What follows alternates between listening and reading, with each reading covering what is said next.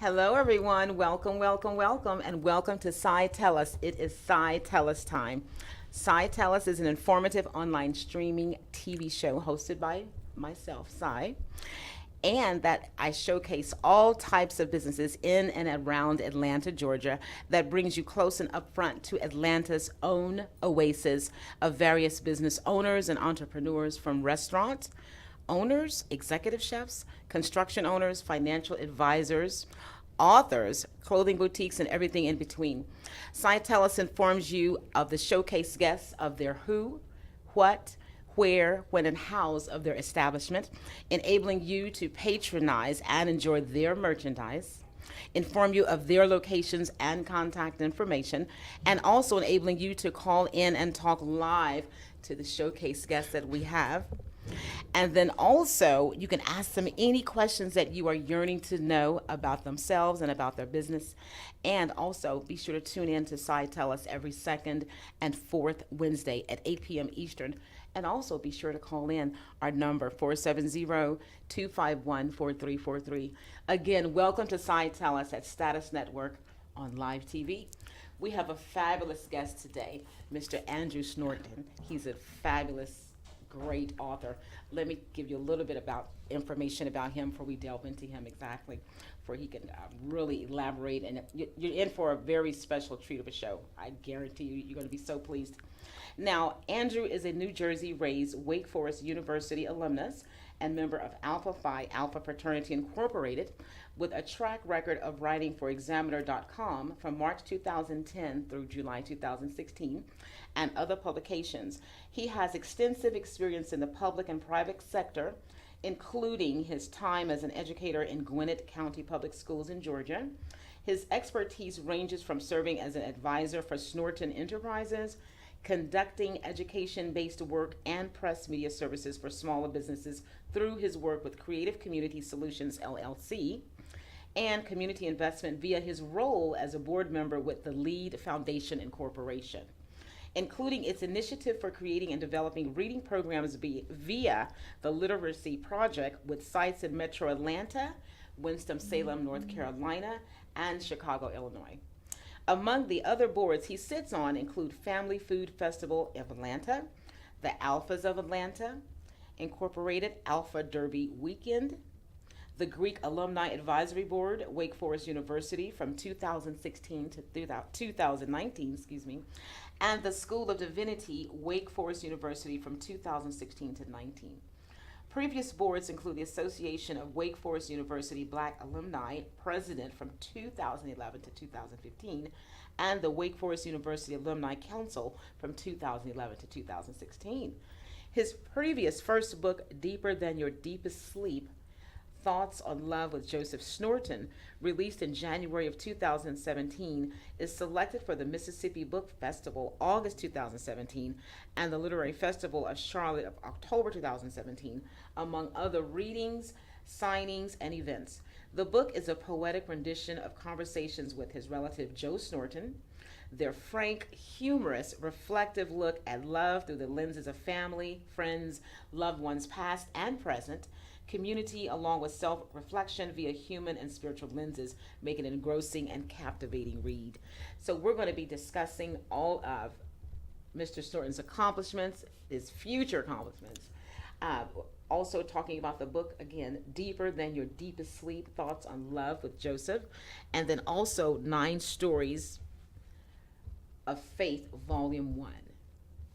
Andrew Snorton, welcome to Sci Tell Us. Thank you for the opportunity to be here. It's a pleasure and a privilege, and definitely I'd be remiss in not saying, for those listeners out there who are in North Carolina, South Carolina, in that immediate area, please take any and all precautions with the pending weather and the pending hurricane. Even though some people might have the life experience of living through one, everyone is different. So please take any and all precautions. And for those of you that have relatives out there, please seriously make sure to check on them.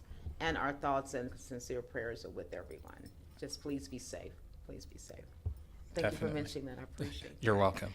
Now, what I wanted to delve in and ask about as well, I read as much as I could. But the one that I want to first start out talking about is the 9 Stories of Faith, Sure. Volume 1.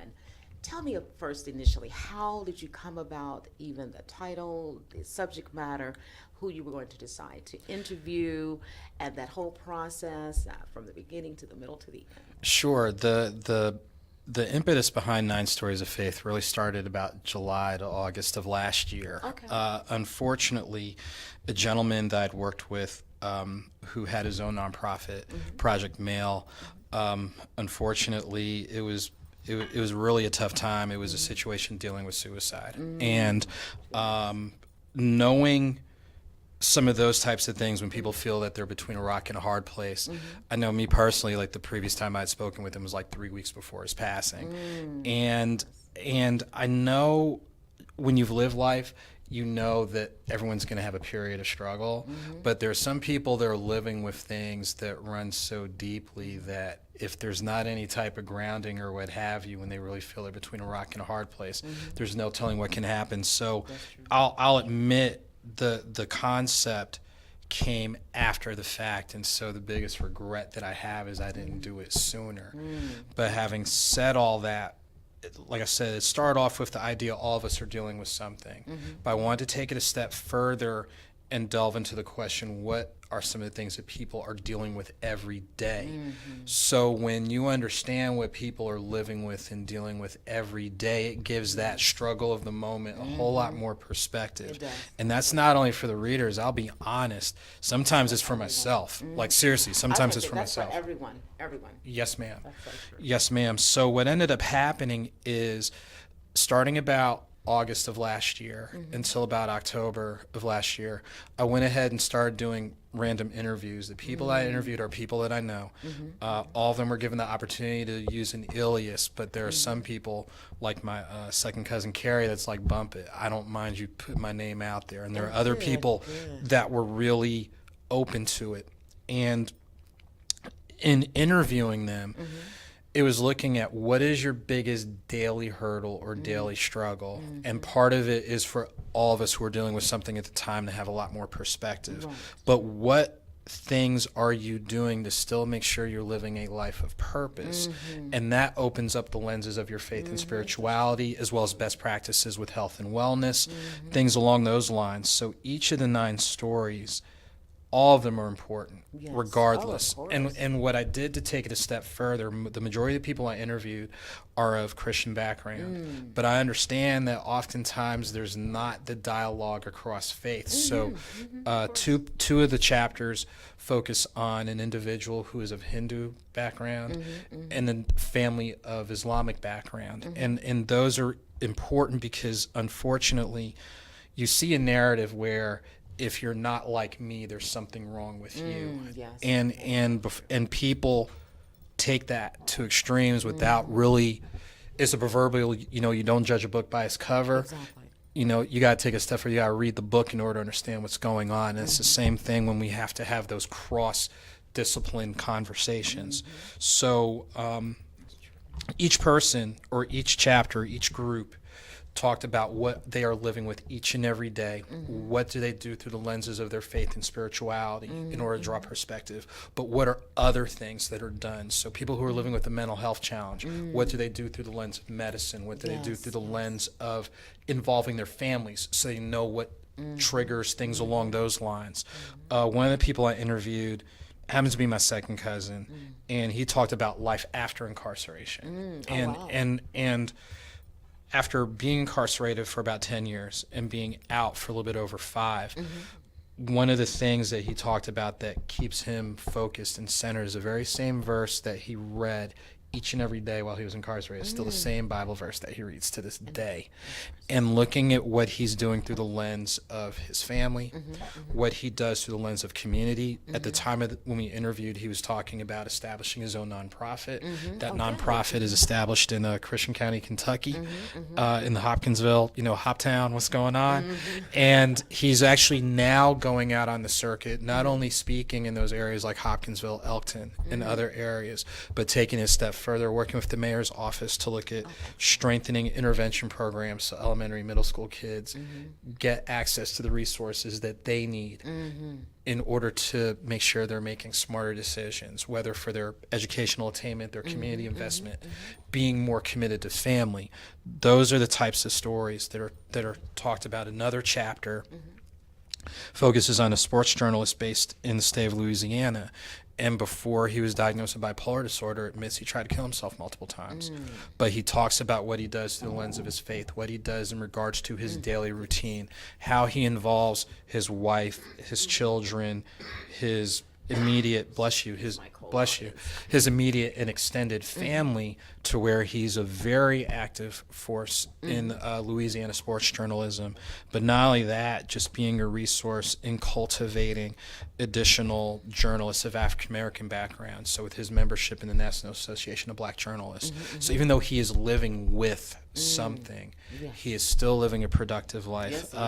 Another person who I interviewed, young lady living with multiple sclerosis, and part of what she does, in addition to what she does as part of her routine, going to Sunday school, going to church, or she doesn't go, now the beauty of technology going online, is that she uses medicinal marijuana, and she uses it each and every day, because there is research that shows that it's proven research that in addition to like glaucoma and other things, that it can be something to help manage that. And here's someone who's traveled outside the United States. So you think about it, based on the data, 90% of the U.S. population will never travel outside the country. Oh, goodness. So here's somebody who is living with a health issue, but has traveled outside the U.S. So if you're kind of healthy and healthy and able and what have you, it's like, wait a minute, if here's someone who's living with a health issue that's been able to do this, maybe, there's a world outside my window that I need to explore and investigate.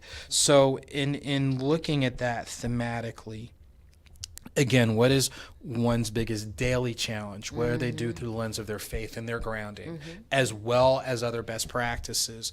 So it's a perspective builder. But on top of that, having that stronger conversation across the faith community and looking at what are universalities between, in this case, Christianity, Hindu, and Islam. So like I kid around saying, you're probably not going to see me on the corner, with the final call and selling bean pies. But if our colleagues of Islamic faith are going to greet me in the traditional greeting, wassalamu alaikum, alaikum assalam, which translates peace unto you and peace back, I'd be a fool to block that particular blessing. Exactly. So maybe when we look at those commonalities, it can be a stronger operating base for the stewardship, the outreach, the advocacy that is part of those charges across faiths. And finally, with the title 9 Stories, and I took a little bit of, I'll say, literary license. For those scholars of Christianity, you should well know 9 represents the 9 inches of the nails that were driven through Christ's body. Yes. And not to say that what we are living with will ever parallel that example, but thematically speaking, all of us are going to deal with something that's going to hit us to the core. All of us are going to deal with something that will shake and disturb our faith and disturb our perspective. And it's okay to feel that way. It's okay not to feel okay. Helps us grow. But it's a difference between feeling that way and being stuck there. So it's okay if it's like an episode, but don't let it evolve into a mini-series. Exactly. And when you look at it through that way and look at it through that thematic lens, it's like, okay, you're going to be led through it. You don't know how, you don't know when, but you're going to be led through it.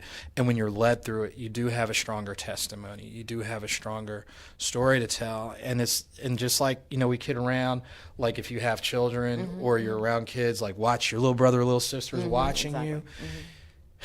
As you get older, people are still paying attention to the moves you make. Oh, of course. They are, and how you deal with adversity, how you deal with success. You don't let it go to your head, and you also don't let it damage your heart and your spirit. So, like I said, we're all going to have those moments. We're all going to have those moments of doubt. We're all going to have those moments where we're not okay. And I think, sometimes we think that because of who we are, or the title that we have or whatever, that we don't have the luxury to not feel a certain type of way. You're going to feel a certain type of way.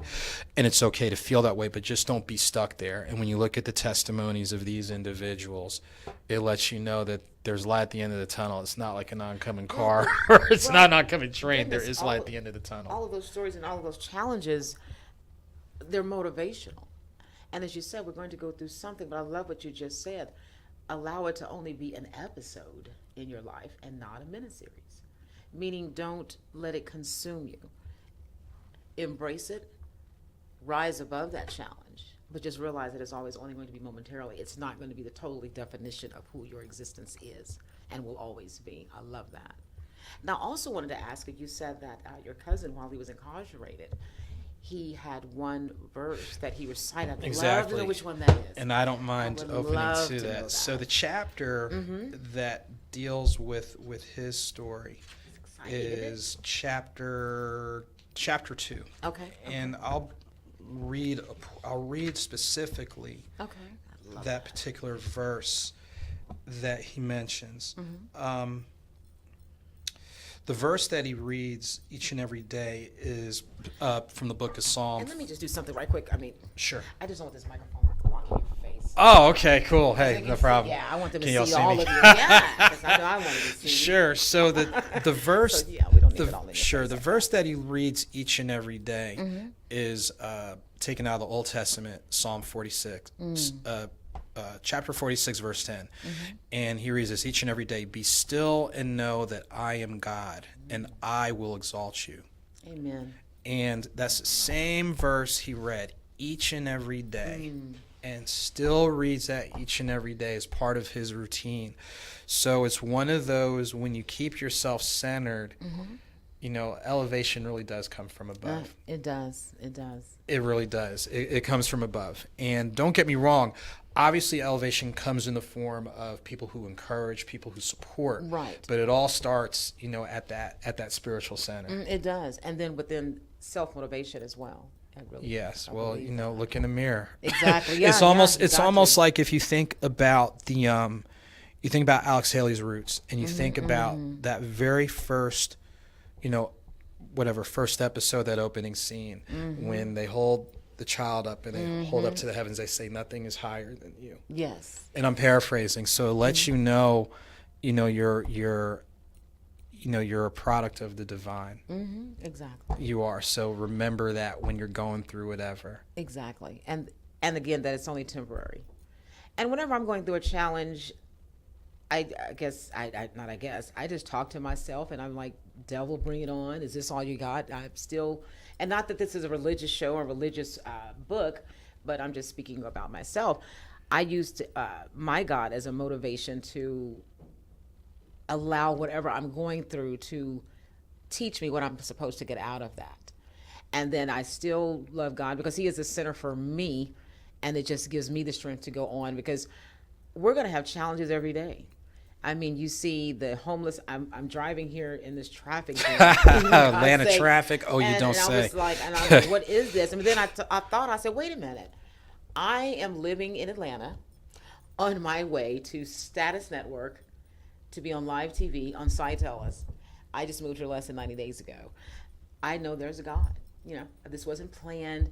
Then we're graced today to have our author, Andrew Snorton, join us.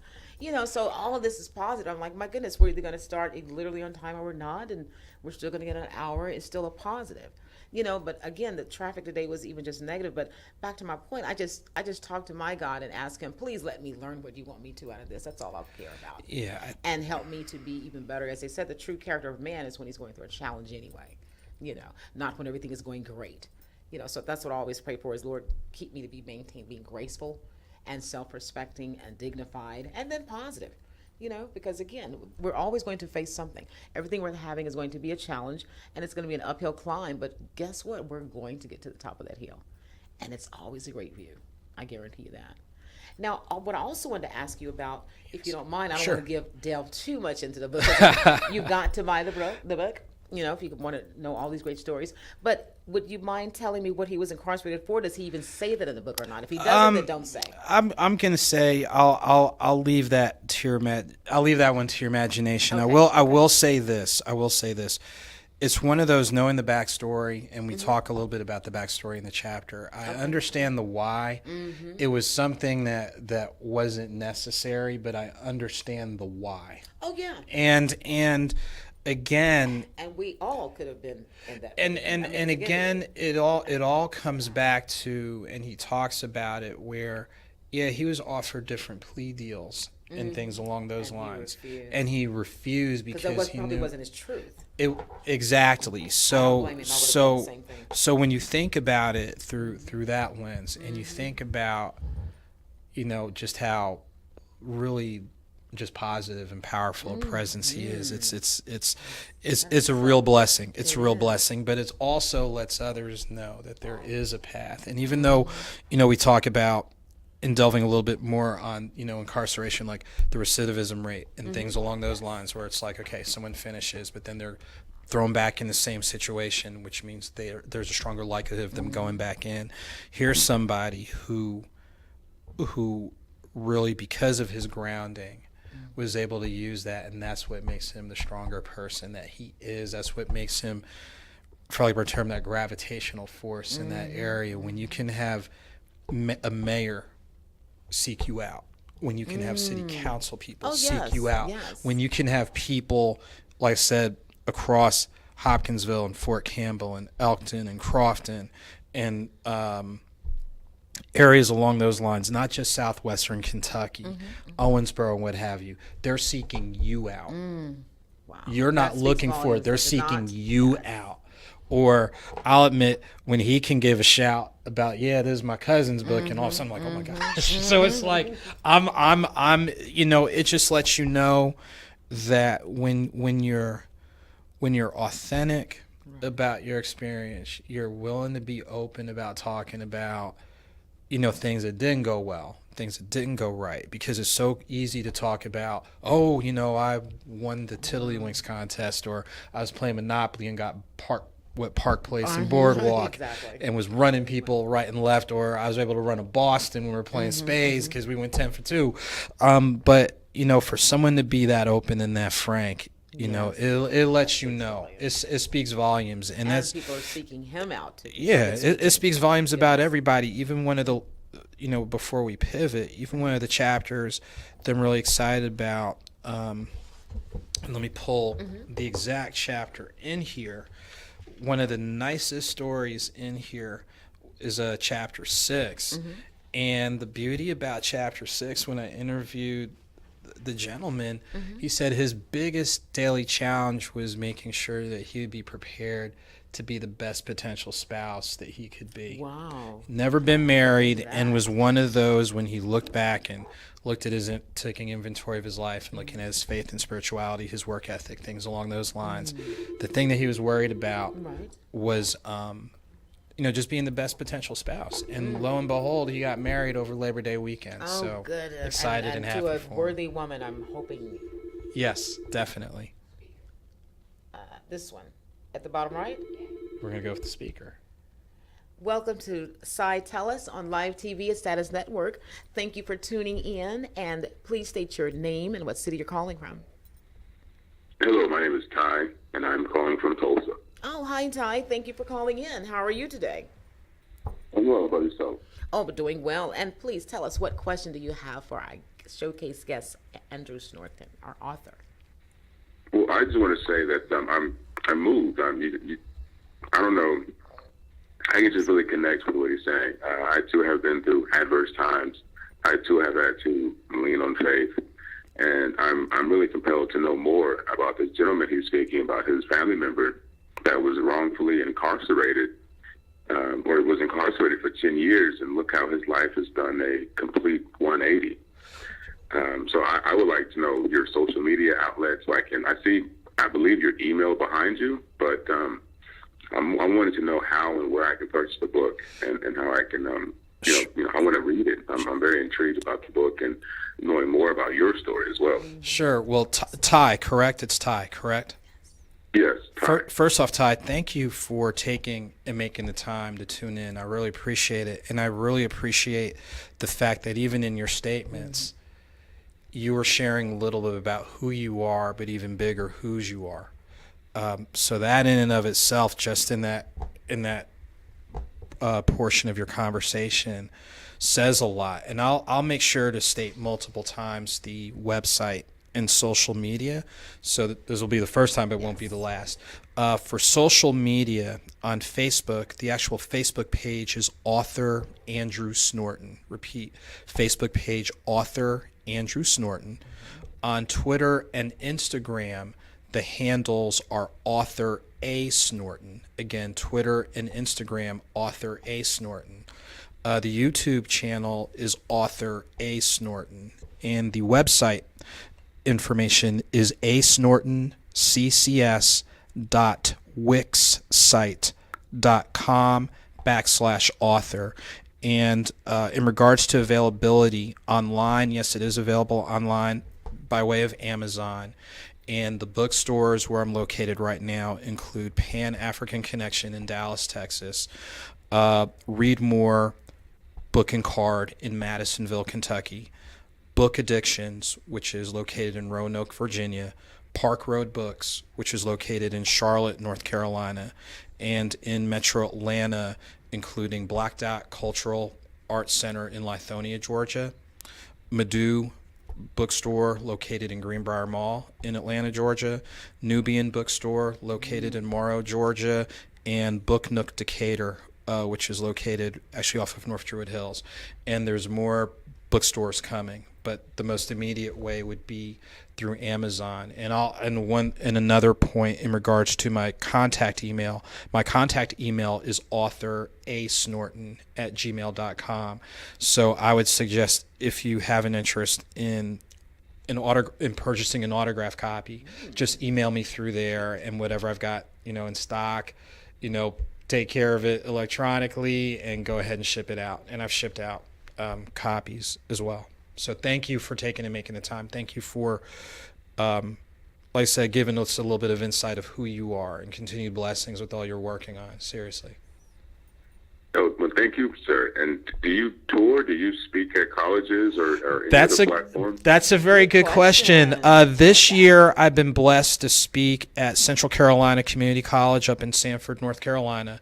The areas where I've done book signings include Metro Atlanta, Birmingham, Alabama, Charlotte, North Carolina, Chicago, Illinois, Raleigh, North Carolina, Winston-Salem, North Carolina, Jackson, Mississippi, Memphis, Tennessee, Nashville, Tennessee. Mm-hmm. So I have, and I'm definitely more than open to. Ooh, seriously, I'm definitely, two things. Number one, I'm definitely more than open to traveling out that way. We'll figure out how to make it happen. But also another thing that I've done is for different community organizations, and different nonprofits. I've done benefit signings where I've donated a portion of the sales back to different entities. No, and I say that because part of it is giving back, and it's one of those things. None of us got here by ourselves. There are people. Regardless of what you're doing, professionally or community-wise or fitness, wherever, there are people who thought enough of you to give you a chance to help you as best as they could. They might not have known everything, and it might not always have been the best delivery, but when you pause and take inventory, there are people that gave you a shot. And as you elevate, this is just me, as you elevate, you don't forget the people who helped you out. You recall people who might have, been more of for example, is a difference between being on the field, being in the stands, and chilling in the parking lot. So true. So I'm just going to leave it at that. There's a difference between being on the field, being in the stands, and chilling in the parking lot. That's true. So that's all that is, basically. Good question. Well, I thank you, sir. And one more time for your personal email. I definitely want to autograph a copy of that book. Sure. Yeah. The email address where you would make that request is Author A Snorton. So Author ASNORTON @gmail.com.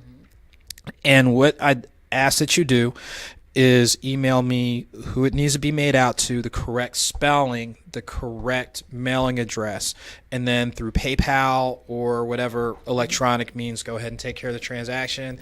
Then once that's confirmed, I'll go ahead and have it, personalized, because you want to make sure you're spelling the person's name right and it's going to the right person, and get that shipped out. Usually I ship it out priority, so it's like 3 to 5 days basically. Oh, excellent. Yes, Quick ma'am. turnaround. Yes, sir. Yes, sir. Quick turnaround. I don't know. I mean, Email.com. yes. Once again, the email is Author A Snorton. So that's Author ASNORTON @gmail.com. And again, if people are willing to take time to support you, you acknowledge that, you are grateful for that. You don't take it lightly. And it's kind of what I've alluded to before. Whatever success you get, you don't let it get to your head, because if you do, you will be very easily, you will be knocked back down to size. I was going to say it won't last. It won't last. Yeah, So guaranteed. so again, Ty, I appreciate you taking the time to call, Yes. taking the time to tune in and listen, taking the time, as my grandmom used to say while she was living, see about folk, and thank Isn't you. that the Seriously, truth? thank you. That is- Thank you. Thank you so much, Ty. We really appreciate for you taking the time and being part No of our problem. Thank discussion. you. And be No sure problem. Thank and you, get that guys. order in so you can get a copy of that book. You're gonna love it. Absolutely. I greatly appreciate you guys' time. You guys have a wonderful night. All right, thank you. And You as and well. yours do the same. Good bye. Wow, that's fabulous. Now, I also wanted to ask you, just to touch on a little bit that I read here. It says, why faith and why not? And but here it says, sometimes this is all someone may have to make it through the day, let alone anything that can physically, emotionally, and spiritually affect them to the core.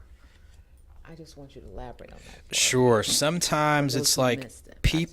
when people are going through life's challenges, and when you're taking inventory, all of us, I'll say this, sometimes all of us don't feel like you've got that person you can talk with, or they feel like So true. they don't have access to resources, or what I alluded to before. You think about someone who's in the clergy, they almost always sometimes don't feel they have the luxury. Well, because again, who can they lean on? Who they can, or I even mean, as a human, of course they're leaning on Yeah, God, I but- know, yeah. again, physically in front of them. Exactly, Who's or gonna- even who's going pi- to hold their hand? or even when you pivot, when you think of people who are counselors, let's say a guidance counselor or a psychologist or psychiatrist, part of their therapy is going to other people, but then ultimately, where can they go? It's almost like sometimes, based on your title and your profession, you feel like you always have to have it together, or if you don't have it together, you're not given the luxury to show it. Or even taking it a step further, you think about the big conversation this weekend with the U.S. Open. Oh. And you think about how certain athletes of a certain gender and a certain demographic are not, quote, allowed to be demonstrative because they're labeled a certain way. Yet somebody else of a certain gender, of a certain demographic can cuss you out, talk about your mama and them, but they're lauded as being intense. But Right, you're doing but- the same thing. And then, so but she's categorized as the angry black woman. well, and that can Totally be, unfair. that's not only that, it was a conversation that came up in one of the sports groups and we talked about that. We talked about, here's a good example, someone who's without a job, Des Bryant. Des Bryant gets demonstrative on the sidelines, and he's being a cancer. Tom Brady cusses somebody out, and he's encouraging and getting his teammates motivated. So you're doing the same thing, but the narrative is different. So, and I use those parallels to say that there are people out there who think based on the position that they have, or the title that they have, or the role that they play, especially if they're the steady one, they're Right. they're the go-to person, they're the steady one, that they don't have the luxury to have a moment, to have a letdown, or things along those lines. So when you feel like you don't have those types of options, you never know what direction someone can go in, and that's where you have to lean on. Sometimes faith is what that's all they have to lean on Yes, in order to get started through something. I mean, that's a reality for people. And again, it comes back to what I said earlier. There's nothing wrong with feeling some kind of way. There's nothing wrong with having a moment. There's nothing wrong with having an episode. but you don't want to be stuck there. You don't want it to evolve in a mini series, because then what happens is it filters into everything that you do. You second guess yourself. You doubt yourself. You doubt the people around you. You really, your faith, instead of having that momentary like uppercut, you're getting like body blows and all that type of thing. And it's kind of like that snowball effect. If you don't, for lack of a term, if you don't put some heat on that snow, it's going to be a problem. So it's really saying that for someone that's reading that press and media kit, if that's all they have to hold on to, it's okay. It's like, hold on. Or, what they say, it's always darkest before the dawn, or even depending on whatever your perspective, whether it means, prayers multiple times a day, facing a certain city or whatever, it's like, it's okay to take time to pause and just try to slow down the moving parts. And just like, when you give a student a reading assignment, you ask them to break it up into smaller parts so it's easier for them to take in. Sometimes your big problems, you have to break them up into smaller parts. Oh, yes. That way you have to. You have to, in order to keep it manageable. In order to keep it manageable. Because when we look at things sometimes on a bigger scale, it can be overwhelming. Yes. And that's really pretty much everything. Yes, ma'am. I believe in. Well, I am just so pleased that you are here today.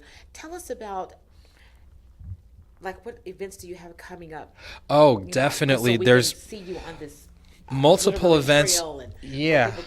Well, let me share the upcoming events. They're going to be between September and October. But let's take this call first. Yes.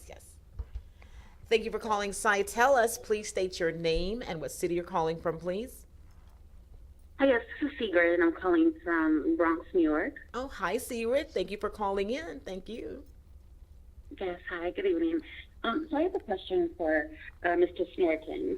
So as you, regarding the 9 books of faith it is, or? Yes, ma'am, the 9 stories of faith. Yes, ma'am. 9 stories of faith, my apologies. So that's okay. I'm just wondering, because I'm actually going through my own, kind of spiritual journey right now, and it can be challenging at times to, continue or keep the faith, depending on, what you're going through and what you're wanting God to kind of deliver or answer. And I'm wondering, as you were interviewing various family members, did any of them ever talk about some of the challenges they've had with kind of keeping and continuing the faith, or did they ever lose the faith while they were going through this journey? That's a good question. And I want to say the chapter that kind of really talks about how it's still a work in progress is definitely the chapter 5, which is titled Floyd Mayweather versus Jerry Cooney.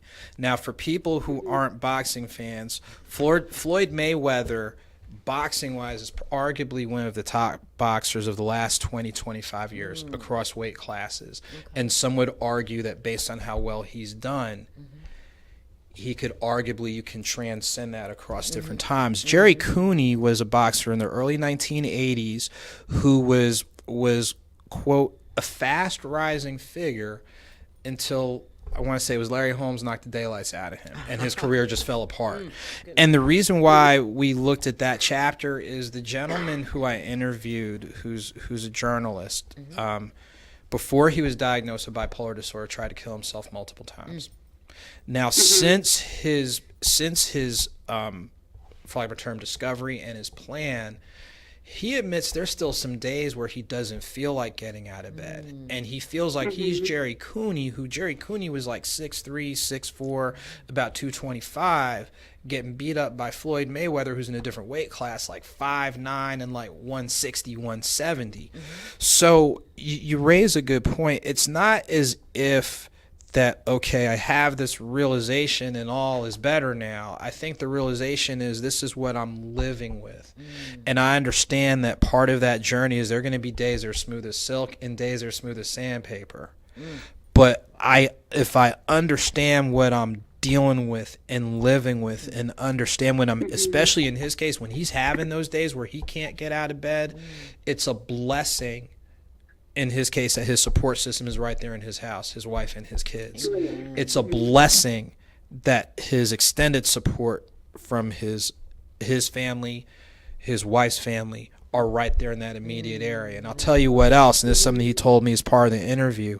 There were days I just shoot a text or shoot a message on social media. He's like, you didn't know that I was having a, well, I'm not going to repeat verbatim because we're in a professional setting, but you can use your imagination. And it comes back to what I said before. All of us, whether it's whatever life challenge it is, whether it's money, whether it's, family, people who are in your life, people who are no longer in your life, your health, whatever. There's almost always going to be something. So even when you're led through something, it's almost like it's getting you geared up for the next challenge. And I think when you understand that and see that, and even if you had a day that wasn't that great, you're still here. And if you're still here, it means you still have an opportunity to do something. Like even today, for example, I was supposed to teach class this morning. Didn't happen because I had a technical issue and I had to email through my phone. That's just real talk. I had to email through my phone, and I'm sure they're watching. They're like, "We missed you today. What the heck is going on?" No, that's real talk. I had a jacked up start to my day today. Seriously, I really did. I really did. But the blessing in all of that was, here's, based on what's going on, here's what I can do. And then later on, I was able to keep the class that I taught this afternoon. And then, as our host said, navigate through Atlanta traffic, which isn't the same as being up top, but yeah, it's a world of difference down here. I can say that right now. Got here safely, got here with my mind relatively right. So when I got a chance to pause and take inventory, yeah, I had a jacked up part of the day, and I know that there's going to be some jackitude around the corner. I know that. That's the reality of it. But before I get so consumed by it, I've got to pause and take inventory. And the fact that I'm having a conversation with you, seriously, that's a blessing. Yes. If I wasn't here, we wouldn't be having this talk. And the fact that you're raising the question, the fact that you're like, I'm going through it, my journey, and there's some parts about my journey that are just totally like messed up. And you're wondering like, why it's you? Yes. And what have you, like seriously, and those are things that we don't want to admit, but it's the truth. Why is it me going through this? Why am I going through this hardship? But before you get so consumed in that, that's where you have to take time and pause and take inventory. You still have the capacity to make a phone call. It doesn't seem like it's that big a deal, but think about people that can't do that. You have the capacity to still articulate, and you have the capacity, even in this part of this call, that you're still sharing a little bit of your story. Think about people that have challenges finding their voice, and you still have yours. So even with those little things, or those things that people pass off as being commonplace, you start feeding off the little things. There's almost a parallel of every big idea starts small. Coca-Cola didn't start off as a conglomerate. It was something around somebody's tool shed or whatever. Yeah. Jack Daniels. Gee, I wonder what I'm thinking of. Jack Daniels. That's a great So every big idea started small, and it didn't happen overnight. Look, let me use another example. If you've been to a cookout, this is just me. The best steaks are marinated, which means what? It takes time. You don't go to the grocery store and throw it on the grill. Yeah, you go ahead and put some seasoning to it. So even during this, like as you're riding, hopefully the front of the struggle bus, think about it as this is where you are right now, but just because you're here right now doesn't mean that's where you're going to be. Exactly. Yes. Thank you for that. I just have two more. One question and a comment. Well, maybe two more questions. The first one is, I guess, what were some of the common threads that you noticed while interviewing the 9 people for this book, The 9 Stories of Faith? And also, have you thought about being a motivational or a public speaker? Those are two good questions. The first question, comment, what was the common thread? Ultimately, to me, it was the balance of having some type of spiritual center, but understanding that it doesn't just stop there. It's one of those things like I can pray for, like think about, without going too deep biblically, you think about the Israelites praying for manna to fall from the sky. Well, I mean, they had their faith in God, but Lord knows if I want to get something to eat, I got to get my butt up and fix something. Or I got to go to the store, whether it's the dollar menu at McDonald's or the surf and turf or whatever. So it's one of those, what they say, what faith without works is dead. Yes, you have to have that center, but look at the actions, like I was explaining with the gentleman who lives with bipolar disorder. He understands there's a medicinal lens he has to go through and operate through. There's that support lens from his immediate family. His immediate family also has to educate themselves so they can be the best resource. It's you've got your center, but now what are you doing to build upon it? And sometimes it doesn't take that long. Sometimes it takes bumping your head 50, 1,100 times before you get there. But the bottom line is you're going to get there. And when I look at his example and look at all these individuals, or the chapter focusing on Islam is with an actual family. They have their faith, they have their moments where they do their meditation, prayer, reflection, but then they seek out what are things that need to be done to supplement and strengthen that. And that does sometimes take a little bit of time, but when you look at, let's say, if there's a medicinal need, taking time to research and utilize that. If there's I'll say a social science-based need, whether psychology, sociology, going to your counselor, or even informal, who are those people in your circle that will be willing to talk with, listen to? They are sharing, words of encouragement. Sometimes that words of encouragement is putting a foot up your backside. Like I can tell you, like real talk from like personal experience, having gone through a divorce. Part of what helped me get through it were the friends of mine that called and checked on you, or sent you a message, or like, we're going out for lunch, and you didn't feel like it, but you going. And you're going. Plain and simple. Those types of things are things that allow you to have that breath of fresh air, to pause, to slow down the moving parts and see it for what it is. And it comes back to one of the things we said earlier. It's okay to feel some type of way, and it's okay to experience an episode, but you don't want it to morph into a miniseries. I was thinking that exactly. What you said. Seriously, but those are the common threads in regards to motivational speaking. I have no. You know what? I'll say this. I'll say this. I have been blessed this year, as I alluded to earlier, speaking at Central Carolina Community College up in Sanford, North Carolina, and looking into speaking for more colleges, universities, community organizations, things along those lines. And I want to make sure I'm doing it through the lens of being authentic, being accessible, being open with things that have worked and have been great and smooth as silk.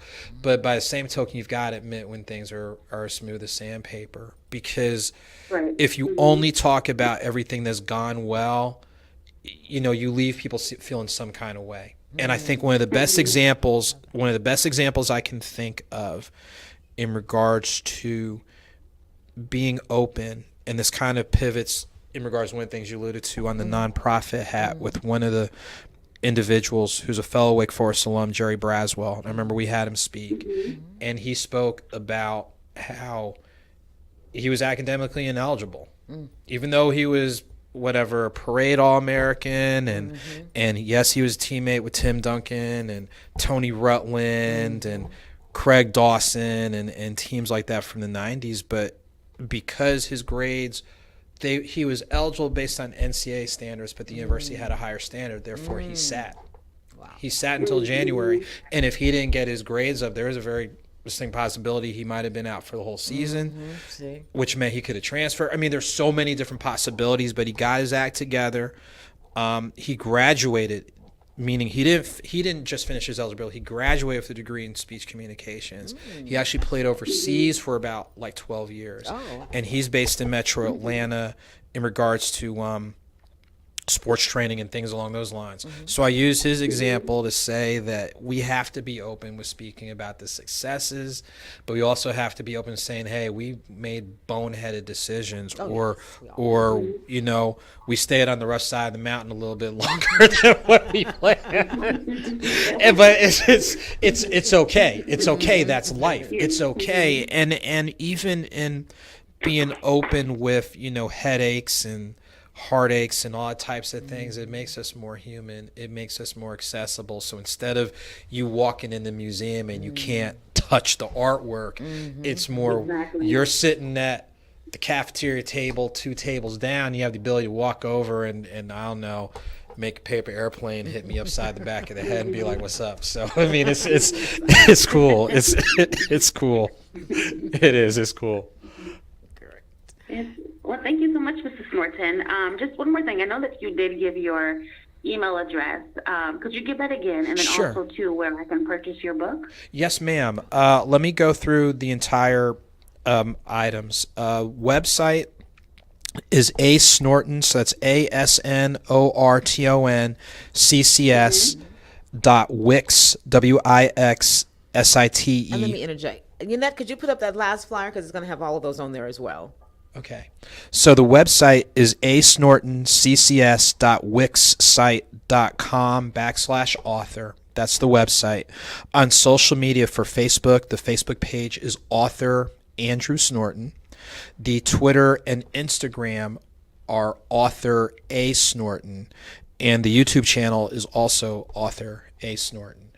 And yes, the book is available on Amazon. The beauty is on the Facebook. Okay, great. Yeah, the beauty is on the Facebook page, Author Andrew Snorton. When you click on the Shop Now button, it goes straight to Amazon. And for Great. and bookstores where I'm located right now, I'm not in any bookstores in the tri-state, Yes. New York, not Yes. yet, New York, Yes. New Jersey, or Connecticut, Yes. but right now online. And again, for folks that wanted to purchase an autograph copy, email is going to be the best way. Actually, email through authorsnorton@gmail.com, but also through the social media handles on the Facebook, the page Author Andrew Snorton, and even through Twitter and Instagram, Author A Snorton. You can inbox or email. Okay. Main thing is make sure I have the correct spelling of the name, mailing address, and then it's just a matter of just sending the PayPal information. Once I have that, then I'll get it shipped out to you. Usually it's going to be priority mail, which is like 3 days, 3 to 5 days. Okay, great. Thank you so much. I look forward to reading your Oh, you're going to your love book. it. Thank you so much for sharing. Well, thank you. No, seriously, thank you for taking the time to call in. Thanks for sharing. Seriously, thanks for sharing a little bit about your story and where you are with your journey. And please believe, even though you're still at a certain point, there are people that are motivated by what you're doing. And the fact that you're like, this is where I am. But you've actually started where other people might not still have the courage to start. So the fact that you're starting already says a lot. So thank you for sharing that. And even, like I said, sharing where you are, you're still empowering and encouraging other people. So thank you.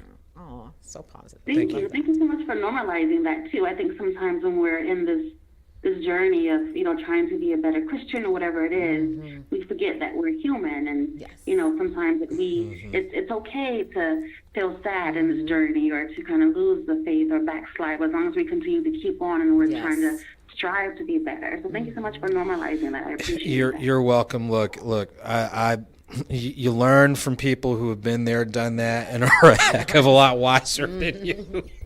So it's cool. It is cool. It is living. like they say, when grown folks are talking, just sit down and be quiet. That's Just true. listen. Yes, thank you so much. Oh, All right, thank you're you. welcome. Thank you. And thanks for Have a good calling night. in. Oh, you as well. You Have too. a good night, You Secret. too. All right, goodbye. All right, bye-bye. And I just want to read this one snippet again because it just really touched me. And it's just like at the beginning of the book of 9 Stories of Faith in Volume 1. I just love how it began. It said, everyone is going through something.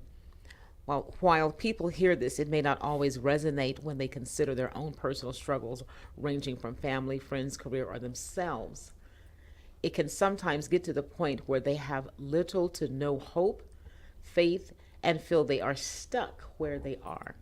However, where you are is not where you'll always be. When you get a point of reference to others' life's challenges, it can give people perspective, even a restoration of their hope and grounding. And then you went on to explain how 9 people are bold enough to share their stories, including the central questions centered on the following. What is your biggest daily struggle or challenge? What do you do to work through it? And then again, you said with an array of stories over varied religious and philosophical approaches, they show there are constructive ways through life's challenges, conventional and otherwise. And again, these are their stories of faith. That really touched me. Again, you had me at the very beginning when you said everyone is going through something, and that will always be the case. You may not be going through it Monday, but it's going to be something going on next Thursday. It's always so, and some of them are minuscule and some of them are just colossal. It just varies. Exactly. But again, that just helps keep all of us grounded. And then as you said, what got you through was when they said, hey, you're getting out the house today. You're going to have lunch with us. Look, I can tell you there are times I didn't want to get out of bed. I didn't want to be bothered. Mm-hmm. I just wanted to hide out. I was really a hot mess is an understatement. And there are people who are like, we're getting you out the house today. Mm-hmm, mm-hmm. Or like I said, the words of my grandmother on my mother's side before she passed, one of the more powerful statements she ever left me with is, take time to see about somebody. Amen. And it, you do it in your own way, that call, that message, that let's grab some lunch, or let's watch the game, or let's just go out for a walk in the park, or whatever. Like, it doesn't have to be grand. You think about like the holidays are a great example. The holidays can be a positive spike, but they can be a negative spike. And sometimes there's sometimes that people feel like they have nowhere to go. And even sometimes there's some old hot mess going on during that time. And they don't want to go where there is a lot of family and togetherness because they are possibly single, and then they feel like they're going to be the third or fourth. Look at here. So that itself can be a negative. It's like, you feel Bob Humbuggish, and being around all that joy can be overwhelming. It really can, because you're like, well, I'd be faking it. I don't feel that. Or it's one of those where it's like, people, you feel like because you're not at a certain space and place that all of a sudden, something's wrong with you and whatever. And I mean, it happens, and those are things that people struggle with. Yeah. And I'll admit, depending on what was going on life-wise, like holidays, there were some holidays that were just not good. I'll openly admit they were just not that great because of, they weren't. That's the reality of it. But again, it's one of those, if I had stayed stuck in that space and place, wouldn't be here. Plain and simple.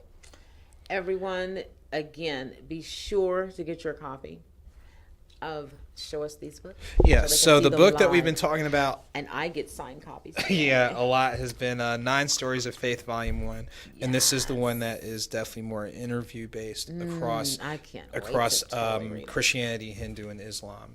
And thank you to all the people who took time to be a part of it, seriously. Oh, I'm getting that now on live. All right, and I guess we can talk a little bit. We can talk a little bit about the first one. This is the first one, which is Deeper Than Your Deepest Sleep: Thoughts on Love with Joseph Snorton. This was the first one that was written in 2017, and the backstory behind this one is it was really supposed to be my second book. As a reminder, back up your work, because I had written during the summer and during the fall 2016, it was a collection of political essays dealing with, the different hot topics, community-wise, what have you. And then October 2016, the laptop crashed, and I didn't have it backed up. It is like, oh, goodness. That episode that I have, I'm not going to repeat everything that was said. But after about an hour, I kind of paused because I knew I wanted to do something that was more poetic, more of a poetry theme. And you think about poetry is amongst, quote, your easiest form of writing, but it's your most accessible and arguably can be your most powerful. So when you think about the parallels between poetry and music, you think about that song lyric or that hook that gets you. Well, the derivative is poetry. And I have to acknowledge 2 people that were very helpful with my journey in writing during the summer of 2016, because as I had written for Examiner.com, which was an online magazine. It shut down in July of 2016. And writing wasn't necessarily a challenge, but when you have to stretch your writing, where you're not writing a 1-2 page article, like you're writing whatever 90, 100, 120, 130 page book, it's like, it's a little bit different. But I have to and like I said before, you don't forget the people who helped you Yes, out. who helped So you the out. two people that really helped me were Darius Gordine, who is a published author based out of South Carolina. I have to acknowledge his Howard University roots and his Yes. blame beta nonsense. Oh, goodness. Blame Yes, beta. yes. That's all. That's he knows what I'm talking about. And celebrity host Tyressa Ty, who darn, you talk about someone who's just a powerful figure in the field of arts and entertainment. Currently part of the team that works with the entertainer Dougie Fresh. Oh, Those two were really the key motivators and the key people that helped me out. Oh, kudos So to them. when Thank you. when my first book crashed, I always wanted to do a poetry book, and I'll admit there was a pivot that took place between October and December where part of the impetus was it was a dissolution of a relationship, and then it triggered some of the conversations that were had between extended family. And the backstory on Joseph is back in 2014, I was fortunate to be I was fortunate to have attended the memorial service for Dr. Maya Angelou. Dr. Angelou was a professor at Wake Forest University for a little bit over 30 years, and her memorial service took place at a Waite Chapel on campus. So, of course, that was when with Oprah Winfrey spoke, Michelle Obama spoke, former President Bill Clinton, Cicely Tyson spoke. But the funny thing is when I got my invite, it was in the name of Joseph instead of Andrew. So it's kind of like you can see Andrew to Adam, Andrew to Alex, but like Andrew to Joseph is like had me feeling some kind of way. And my mom and dad I can imagine. understood what kind of way I was feeling. But in doing a little bit of tracking, found this distant family member of mine, and of the conversations that we had, we looked at the topic of love. And we looked at through the lenses of love, the relationship with your parent or guardian, the relationship with your siblings, your extended family.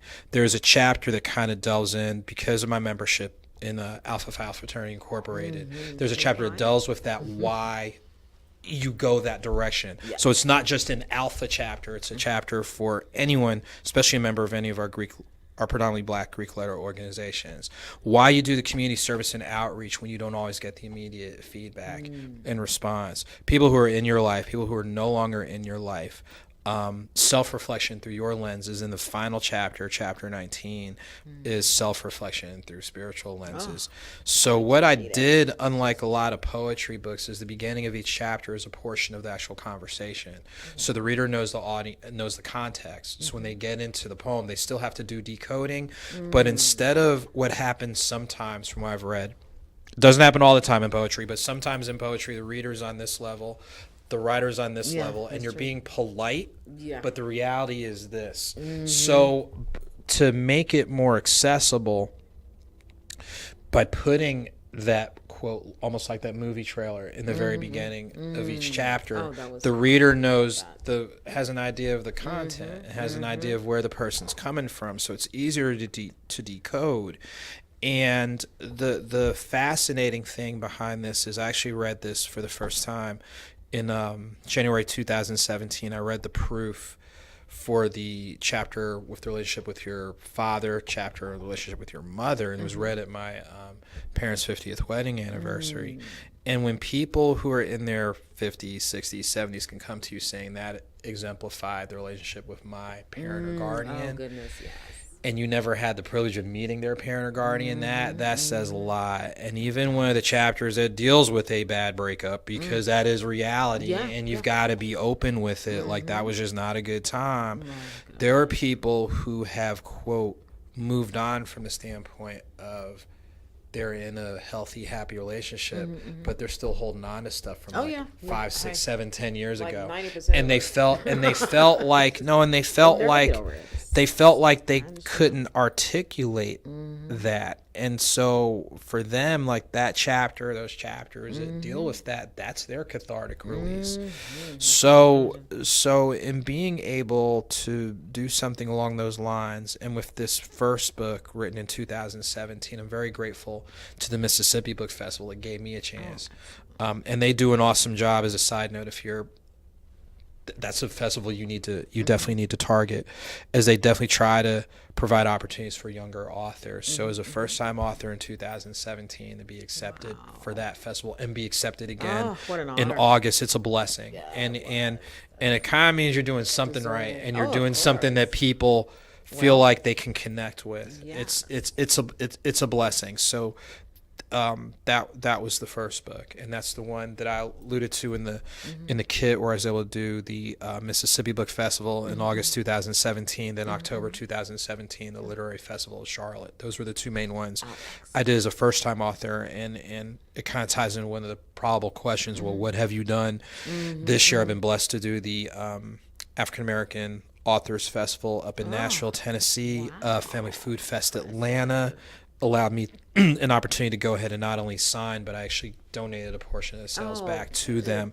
The Atlanta African American Book Festival. So Farai Caldwell, who's actually the youngest such festival chairperson in the country, and for him to do a first-time festival in July of this year and have almost 90 authors present, and me being amongst those, that's a blessing. Upcoming Well deserved. Yeah, I guess the bridge would be getting back to the original thing. September and October. So here's what's going on in September, October, before I go too much on a roller coaster. So for September, upcoming events for September 25th from 6:30 until 7:45 p.m. through the Atlanta African American Books Festival. They are launching their public discussion series. Basically, not really so much of a think tank, but a thinking and action planning. So with that piece, September 25th from 6:30 to 7:45, looking at the role of the Black writer, which is definitely something. If I can pull if you give me a moment, I'll go ahead and pull the location as to which library it will be in, but it's definitely going to be part of the. Let me pull it. Give me just a moment. This is the beauty about technology, but I'll go through the whole gambit of events. So the upcoming events that are coming up between now and October. So September 25th, 6:30 p.m. It's taking place at the Southeast Atlanta Library, located at 1463 Pryor Road Southwest. That will be from 6:30 till about 7:45. It'll probably go slightly longer, but at least from 6:30 to 7:45 is the public discussion hosted by the Atlanta African American Book Festival. I will be one of the panelists on that, which is definitely a blessing. I'm very grateful for that opportunity. That is free and open to the public. October 6th, I will be in Madisonville, Kentucky from 1 to 3 p.m. I'll be doing a book signing at Readmore Book and Card, which is located at Parkway Plaza. So that's the plaza located off the Penny Raw Parkway. I'll be there from 1 to 3 p.m. on Saturday, October 6th. They're one of the stores that is carrying both books. So that is a blessing. So thank you to the folks there. October 20th in Washington, D.C., from 11 a.m. to 4 p.m. at Thurgood Marshall Academy, located on 2427 Martin Luther King Jr. Avenue in the Anacostia neighborhood in Washington, D.C. I'll be one of the authors participating in the 5th annual East of the River Book Festival. So I'm very, very grateful for that opportunity. And then October 25th in Charlotte, North Carolina, from 7 to 9 p.m., I'll be at Park Road Books, which is in the Park Road shopping plaza in Charlotte, North Carolina. They carried my first book last year. They're carrying the current book this year. And those are the confirmed dates between now and for the month of September and month of October, where I'll, quote, be on the road or be out and about.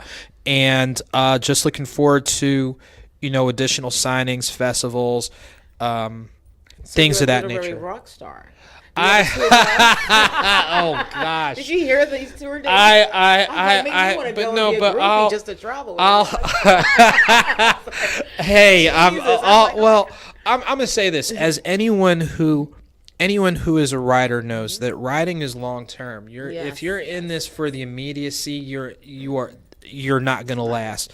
The way you last as a writer, this is some free advice, the ways that you last as a writer, yes, you have to use technology. So it's a beauty that even though I don't have, at this point, a bookstore in the Bronx or in Oklahoma. That's the beauty about technology. You have the ability to order. So you have to use your technology piece. But it's not all technology. Anytime that you are wearing your writer's hat, it is still about connecting with people, and you can't solely connect with people just online. You have to do your own book signings, and you have to do book festivals in order to build your credibility. Now, there's always an outlier and there's always an exception or two, but in general, if you're trying to last and trying to not only that, but be a constructive piece within writing, I'll say this, and you can take this for what it want. You can put any fool in office, but it doesn't mean they know what the heck they're doing. Anybody, I'll just say this, technically anybody can write a book, but if you don't have anything of substance to say, Yes. Okay. what are you doing? Like, Yeah. and Well, no one's gonna read it. no one's gonna read it. So I mean, no one's gonna read it. So won't be a bestseller. so and you do this if you are, and people have heard this for people who are in music who have lasted, people who are artists who have lasted. If you do it for the love and you do it with the purpose of being authentic and accessible, and you do that consistently, you're going to be fine. Might not happen overnight, but I will tell you this, just the uptick in book festivals, the uptick in signing, and the best advice I've gotten was when I had the pleasure, December of last year, I was able to be in Memphis, Tennessee, work backstage with Dougie Fresh's team. And that was the weekend before Christmas, and that was when the power grid went out here in Atlanta. The airports were all messed up.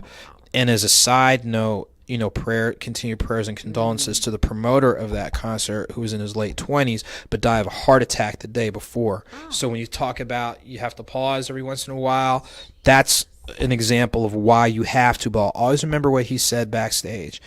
And he's like, it doesn't matter if it's 5 or 50 or 500 or 5,000. If people paid to see me come, I owe it to them to give them the best show that I can, regardless of how I'm doing, regardless of how I'm feeling. That's why he's lasted in this industry 30 plus years. And I say that to say, yeah, there are times I've had book signings where I've had 30, 40, 50 people. And there's times it's been me and my shadow. But you know what? Regardless of what happens, you still treat people with a measure of decency and class. And the beauty about technology, if you document what you do, you give people an opportunity to follow and keep track. And if they see that you're dedicated to your craft, the right people are going to see you. That's true. And the right people are going to give you an opportunity. That's part of the reason I'm on this show. The right person saw what I was doing, is like, you need to be on this show. And we're plain and simple. Glad and thankful that you graced us to come on Tell Us Live TV Status Network. Andrew Snorton, thank you so much. Well, thank you for the opportunity. Continue. And thank you. Sign my books. Oh yeah, I got to sign before I head out. Yes, ma'am. I know we got to go. But again, thank you so much. Again, hold them up right quick so they can see them again. I know you see it in the background, but I want you to see it live. So the first book is Deeper Than Your Deepest Sleep, Thoughts on Love with Joseph Snorton. That was written and released in January 2017. And it is available on Amazon, as well as the aforementioned bookstores. This is the current release, 9 Stories of Faith, Volume 1. Released February of this year. And again, just as a reminder to keep track of what I'm doing, social media, Facebook, the page is Author Andrew Snorton. Twitter and Instagram, it's Author A. Snorton. YouTube is Author A. Snorton. The email address is also authorsnorton@gmail.com. But the beauty with the author page, as well as Twitter and Instagram, you can inbox that way. And the website is asnortonccs.wixsite.com/author. So, and I just want to remind everyone, we have been broadcasting live at Status Network Live TV, but also streaming live on Facebook. But I also want to remind everyone, you can always go to my page, and of course I'm going to tag Andrew. You can always watch these shows again and again on my page, okay? And you can share them and everything because they're always public. Andrew Snorton, thank you so much for being our special guest today. We really appreciate that. Thank you for the opportunity, seriously. Thank you. And thank you for everybody that took time to tune in and listen in and call in. Thank you. Seriously, thank you very much. Thank you guys so much. I also want to tell you guys about an upcoming event that we're having here at Status Network. It's an outdoor event, and Status Network presents a day party for the entire whole family.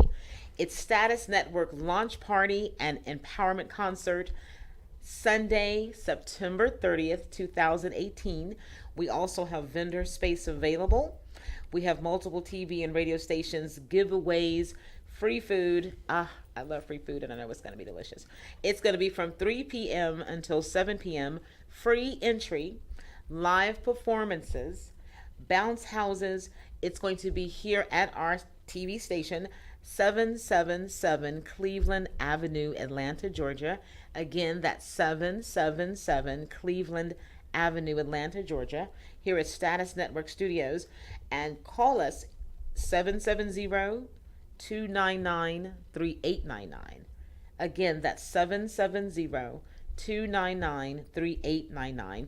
And we want to thank our sponsors, Kids and the Young Generation Movement and the Landing Tracks. And again, come on out to our outdoor event, Status Network, Saturday, September 30th, our launch party and empowerment concert. I'm going to be there. I'm sure everyone else within our Status Network family is going to be there. Bring your family, bring your friends, come on out and just have a good time, because we appreciate our audience. We appreciate our supporters. We appreciate everyone. So please come on out and enjoy us, and come have some Status Network fun in the sun. It's going to be great. Thanks for tuning in. Cy Tell Us every second and fourth Wednesday, 8 p.m. Eastern. Have a good night, everyone. Say bye, Andrew. All right. Y'all take good care. And thank you. Thank you. Thank you.